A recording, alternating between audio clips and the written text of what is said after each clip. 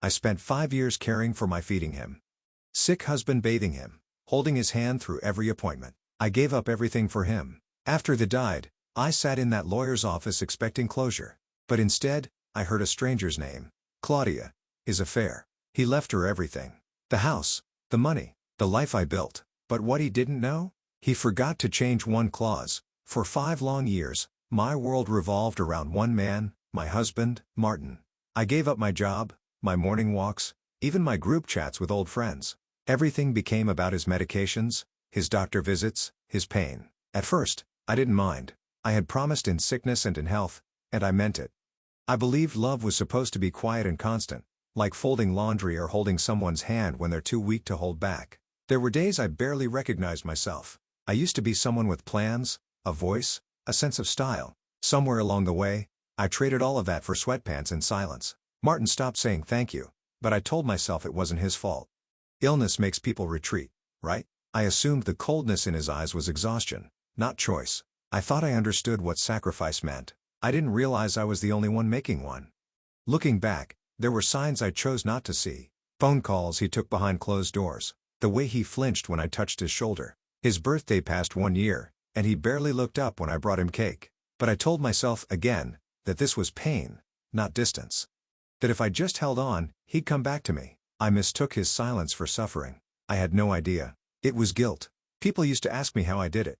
"You're so strong," they'd say. But strength wasn't a choice. It was the only option left. I'd smile politely, change the subject, and pretend I didn't hear the exhaustion in my own voice. I stopped talking about the nights I cried in the kitchen while reheating soup.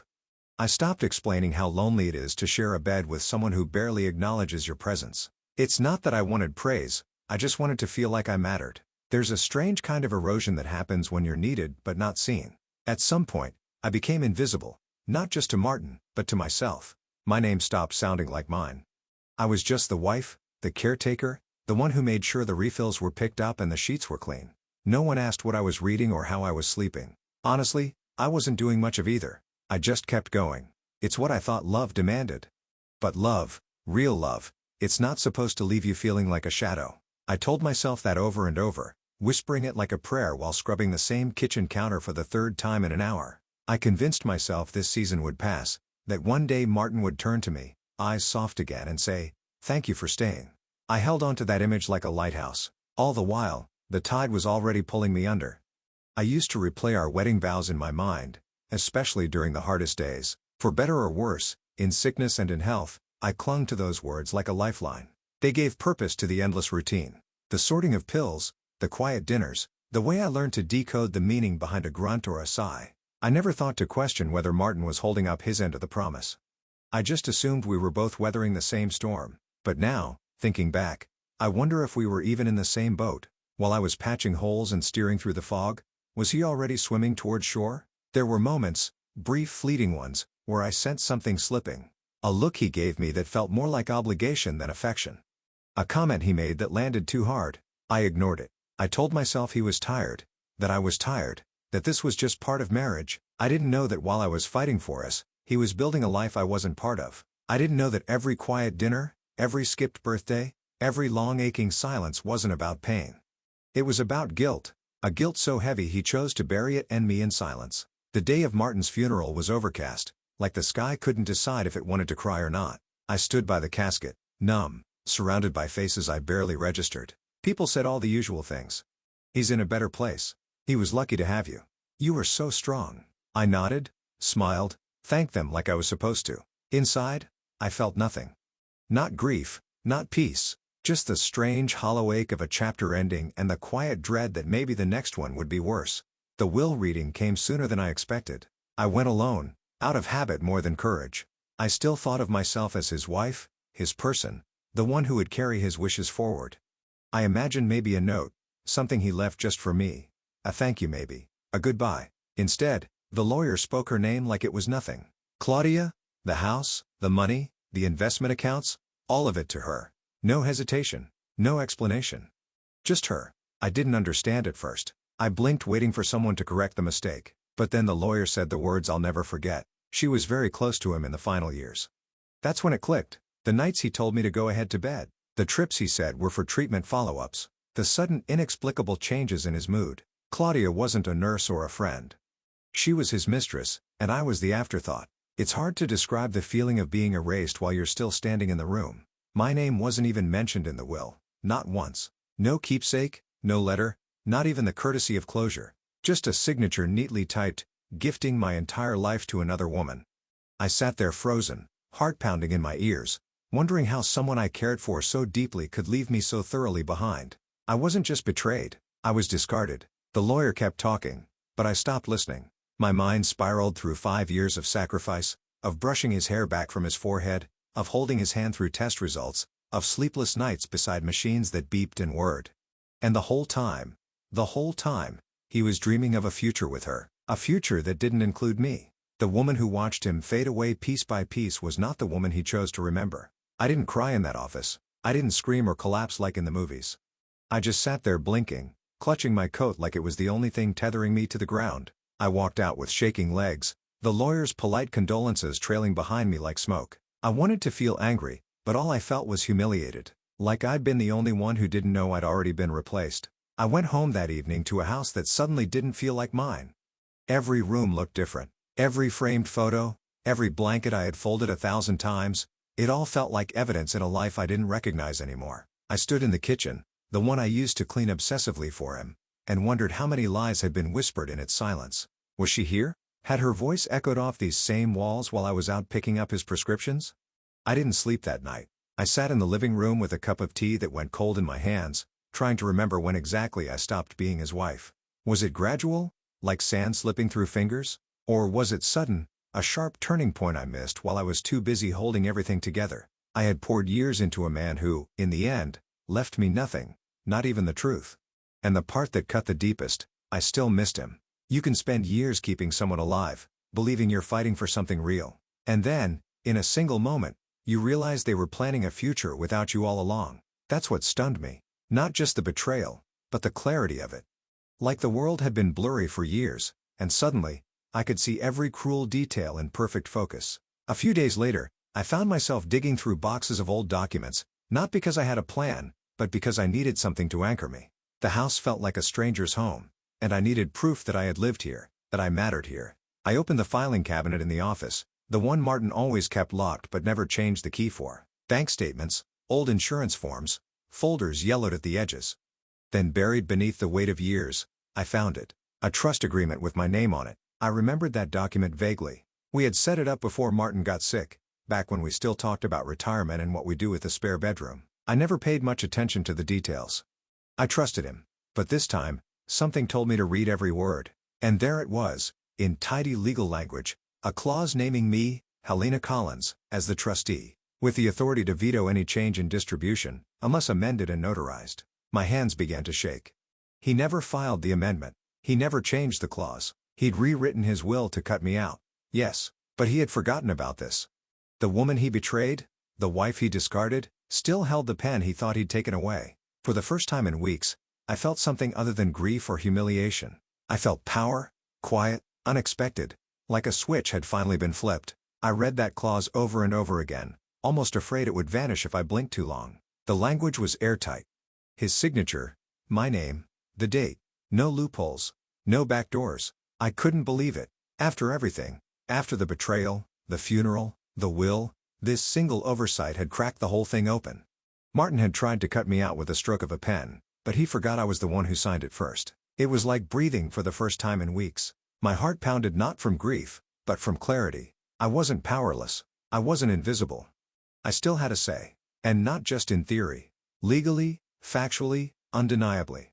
That trust agreement gave me control over every asset he tried to hand to someone else. I could feel the weight of the humiliation begin to shift, replaced by something steadier. Resolve. I sat there in the office, papers spread around me like puzzle pieces, and felt a strange sense of poetic justice settle in. All those years I spent making his life easier, and now without knowing it, he had given me the means to make mine whole again. He had erased me from the will, but he forgot to erase me from the foundation. I didn't rush to act. I let the knowledge settle in me like warm tea on a cold day. For the first time since the funeral, I slept through the night. No tossing, no tears, just rest. I was no longer clinging to broken promises. I had something solid now, a document, a signature, Proof that I was never as powerless as they wanted me to feel. And the best part? Claudia didn't know, not yet. I imagined her somewhere, already celebrating, maybe flipping through real estate listings or sipping wine she didn't pay for, thinking she had won. Let her think it a little longer. Let her revel in her illusion of victory. Because soon enough, she'd learn the truth that the woman she thought was weak, the one she dismissed as a footnote, was still the gatekeeper, still holding the keys. He thought he could write me out of his story, but he forgot one critical detail. I still had the ink. I still had the power to decide how the story ends, and I wasn't going to waste a single word. The next morning, I walked into the estate attorney's office with the trust agreement folded neatly in my bag. Not as a widow clinging to scraps, but as a woman reclaiming what was hers. The receptionist greeted me with a kind smile, unaware that I was about to change everything. I handed over the document and waited as the attorney read it, her eyes scanning the page with growing interest. When she looked up, she didn't say maybe or let's check. She said, "You have every legal right to override the will." I didn't flinch, I didn't cry. I just nodded and said, "Then let's do it." A few signatures later, the transfer of assets was frozen. Claudia's name, so smugly typed into the will, now meant nothing without my consent. I felt something shift deep inside me, like a steel rod rising in my spine. I wasn't erasing her out of vengeance. I was restoring balance, restoring myself. It didn't take long for Claudia to find out.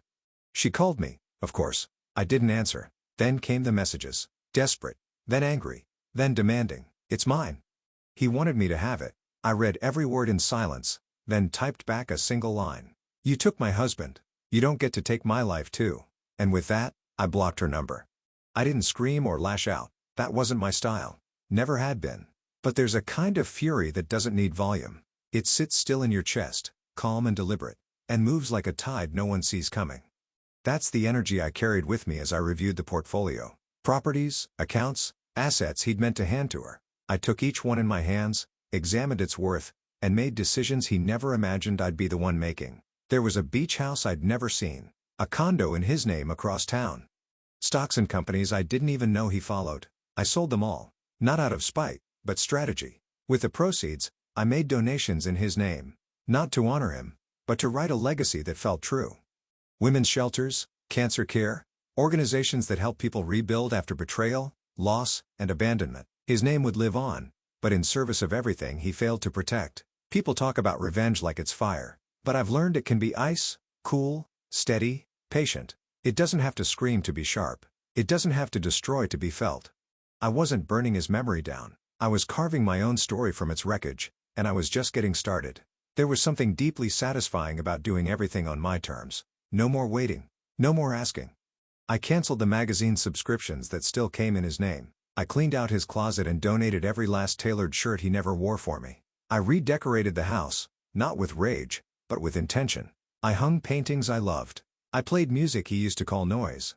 I breathed life into every corner he had hollowed out. One morning, I stood at the mailbox holding a letter addressed to the estate of Martin Collins. And for the first time, it didn't sting. It didn't feel like a cruel joke or a final insult. It felt like closure.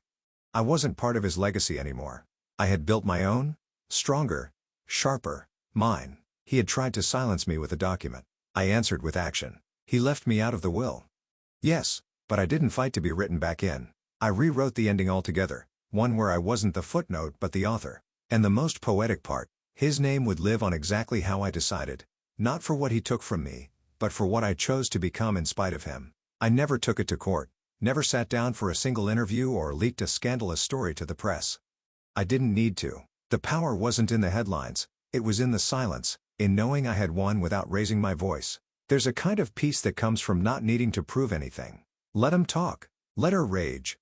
I had nothing to defend. My life was no longer built around someone else's damage. I moved to the coast, a quiet little town where no one knew my name, and no one cared who Martin Collins had been. I bought a small home that faced the sea. Every morning, I'd wake up to the sound of waves instead of beeping machines or passive-aggressive silence. I'd make coffee, stand barefoot on the porch, and breathe.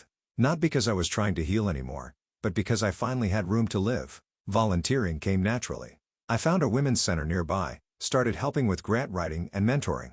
I didn't share my story, not at first. I didn't need to. The women who came through the door knew. They recognized the quiet in my eyes, the way I listened without flinching. We didn't bond over what we'd lost. We bonded over what we were learning to rebuild. Then came the lawsuit. Of course it did. Claudia couldn't let it go. She sued, claiming the will reflected Martin's true intentions. She tried to paint herself as the victim, the rightful heir, the grieving partner. I watched the chaos unfold from a distance, sipping tea on my porch while the world she thought she inherited slipped through her fingers. The clause held. The trust was airtight. And her case? It crumbled under the weight of its own arrogance. She lost publicly, quietly, completely. The judge ruled in my favor without so much as a dramatic pause. It wasn't just a legal victory. It was a final elegant punctuation mark on a story she had no right to rewrite. She had walked into a game thinking she knew the rules, but she never realized I helped write them. Not out of malice, out of memory, because I had been there from the beginning.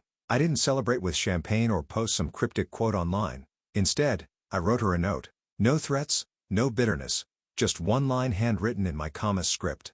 You were his choice. I was his consequence. I mailed it without a return address. And for the first time in a long while, I felt light, like I'd exhaled the last breath I'd been holding.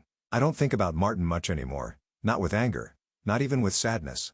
He became a chapter, not the whole book. Sometimes when I walk along the shore and the breeze catches my hair just right, I remember the girl I used to be, the one who loved too quietly, who waited too long, who gave everything without asking for much in return. I smile at her now, not with pity, but with pride. She survived, and then she rose. People ask if I ever loved again. I always answer the same way. I fell back in love with myself, with my space, my time, my voice. I discovered that peace isn't the absence of pain. It's the presence of purpose. And mine? It was never tied to a man, a marriage, or a legacy someone tried to steal. It was always mine, waiting for me to come home to it. Martin gave his heart to another woman, but without realizing it, he handed his power to the one he underestimated most, me. The woman who stayed, who sacrificed, who loved, and who in the end, rewrote the story not for revenge, but for freedom.